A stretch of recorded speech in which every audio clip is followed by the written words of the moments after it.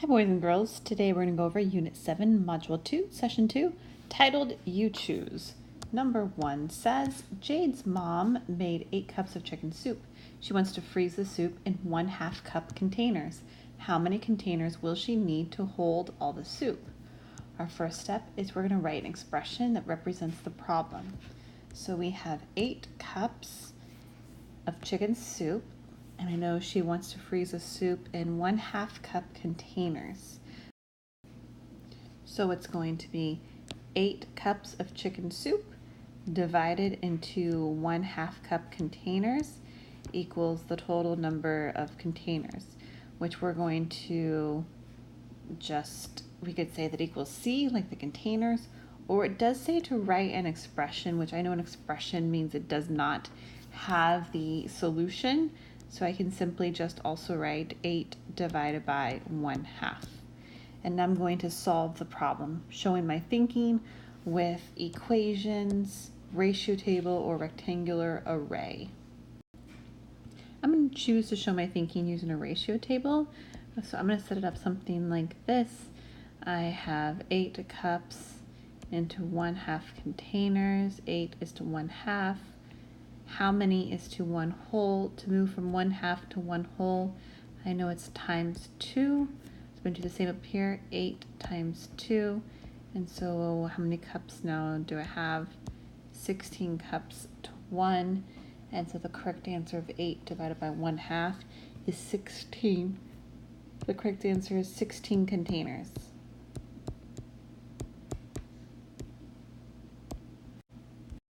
Continuing on now to number 2, it says, Jade's braces cost her parents $2,848.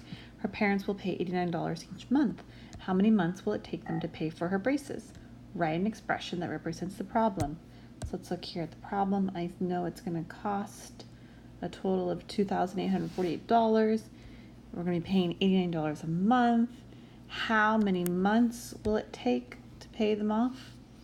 So I have $2,848 divided into $89 a month equals how many total months? Again, I can either have equals M for months, or I can just have equals nothing and simply just show 2,848 divided by 89. That would also work as an expression. B, solve the problem. I'm going to show my thinking using equations, ratio table, or rectangular array. I have one group of 89. I have 2 groups of 89 would be 16 plus 18, 178. Is that correct? I'm trying to get to 2,848. I'm going to jump to 10, would be 890. I'm going to jump now to 20. That's going to be 1,780. We're getting a little bit closer there. Let's now go to 30, where I can add the 1,780 plus the 890. It's going to be a 0, 7. That's going to be a 6 and a 2. 2,670. At this point, I'm thinking, what's the difference between 2,670 and 2,848? So I can even show that off on the side. I can think 2,848 minus 2,670. I'm subtracting 8 minus 0 is 8. Here I need to borrow 178. Oh, look at that. 2 groups of 89 is 178. So I'm going to add 2 more groups to make a total of 32 groups, and that's going to equal my 2,848. Therefore, the answer to my expression of 2,848 divided by 89 is 32. Therefore, the answer is 32 months, because the original problem asked me how many months it was going to take to pay for the braces. So the correct answer is 32 months. Move on now to number 3. Jade's brother Marcus has 3 licorice ropes to share with his friends. He cut each rope into 4. How many pieces did he have when he finished? So we're going to look here and we're going to dissect the problem. I see Jade's brother Marcus has 3 licorice ropes. to share with his friends. He cut each rope into fourths. How many pieces did he have when he was finished? So my expression right there is going to be 3 pieces of licorice ropes divided into fourths equals how many pieces. So I could say equals P, or I could just leave it like that. I'm going to solve the problem here. 3 is to 1/4 as blank is to 1. 3 is to 1/4 as blank is to 1. To go from 1/4 to 1, I multiply by 4. To go from, we're going to do the same up here, multiply by 4. 3 times 4 is 12. Therefore, how many pieces did he have when he was finished? The answer is 12 pieces. Looking now at number 4, we're going to evaluate each expression. 4a. So I see here multiplication, addition, division, parentheses, more parentheses. We need to remember Pemdas. That is P-E-M-D-A-S.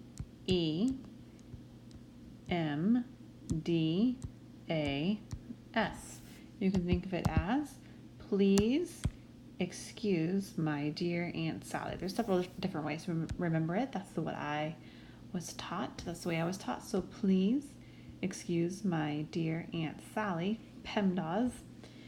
What this stands for is parentheses, exponents, multiplication, division, addition, and subtraction. So when we read a problem like this, when we try to evaluate the expression, I'm going to look, are there parentheses? Yes, there are. I'm going to solve that first. Are there exponents? No. Okay, go on the next one. Is there multiplication? Yes. I'm going to solve that next. What's cool here about this is the multiplication and division come together. So you're going to solve that in the order they appear, left to right. And the addition and subtraction come together. And again, you would solve that how they come left to right. So looking at 4a, I'm going to solve what's in parentheses first. This parentheses is inside the other parentheses. I'm going to solve this one first.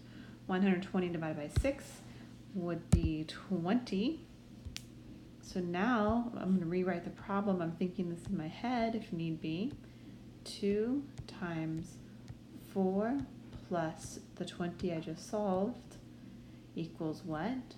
And so now I'm thinking, well, I know 4 plus 20 is 24. So really what I'm trying to solve here is 2 times 24. And that equals 48. Therefore, the answer to 4a is 48. Let's look at B. B says 16/4 plus 13 times 9. I know that 13 times 9, well, I'm going to have to solve that using standard multiplication algorithm. So 13 times 9, 3 times 9 is 27, 9, 10, 11, 117. So this becomes 117. And then I know that 16/4 is the same as 4 wholes. So I have 4 wholes plus 117 is 121. And then C, 2 times 3 times 2 minus 9 divided by 3. So because I see parentheses here, I'm going to solve this set of parentheses first. So 2 times 3 is 6. 6 times 2 is 12. So I'm going to write a little 12 right up there. I'm going to solve the next set of parentheses. 9 divided by 3 is 3. And that subtraction sign stays there. So now we have 12 minus 3. 12, 11, 10, 9. Therefore, 9 is the answer to C. And then let's look at D. I see 2/3 times 12 plus 14 minus 2 times 2. So I see this parentheses is inside this other parentheses. So I'm going to solve this first. 2 times 2 is 4. 14 stays there along with the subtraction sign. And the parentheses are still there. And I still have the other set of parentheses to solve. I can go ahead and solve that. 2/3 of 12, or 2/3 times 12. I know 1/3 of 12 is 4. So 2/3 of 12 would be 8. So we have 8 plus 14 minus 14. And 14 minus 14 is 10. Therefore, 8 plus 10 equals 18.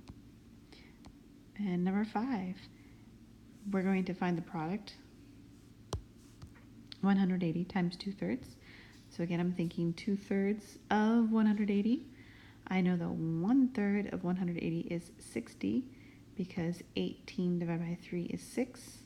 So 1/3 of 180 would be 60. 2/3 would be double that, which is 120. And then B, we have 4/5 times 22. So I'm thinking, what's 1/5 of 22?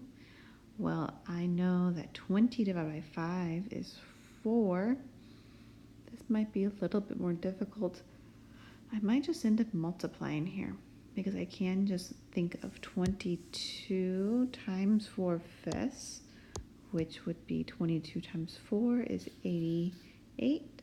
So 88 fifths. That's how many fifths would be. So I'm going to say 88 fifths. That's an improper fraction, so I'm going to make it into a mixed number. That would be 17 wholes and 3/5 remaining. Might be my solution. And then C, 2/3 times 3/4. I can multiply straight across. 2 times 3 is 6, and 3 times 4 is 12. So it's 6/12. That can be simplified to 1/2. Let's look at C. Let's look at 6.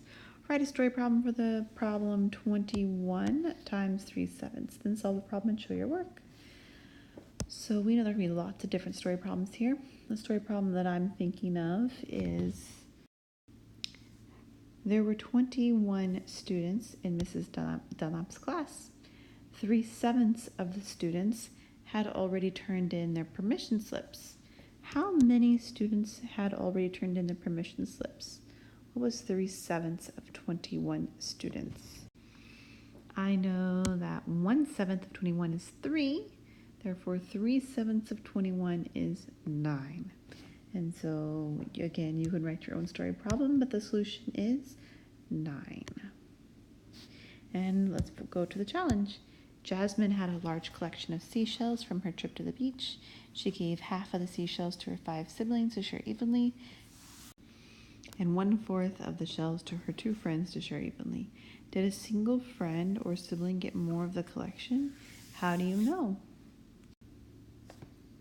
So what I'm trying to think here is 1/2 of the shells she gave to her 5 siblings, 1/4 of the shells she gave to her 2 friends.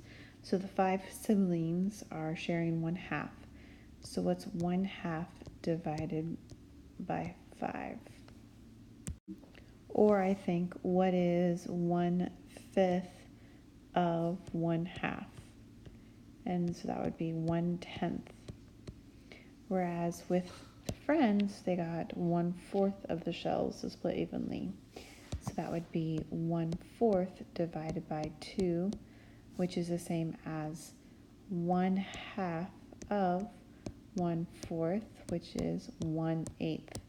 So now we're comparing which is larger, which is more of a collection, 1/10 or 1/8. 1/8 is going to be larger piece of the collection. So did a single friend or sibling get more of the collection? Yes, a single friend got more of the selection than the siblings because 1/8 is larger than 1/10. And that's all for today.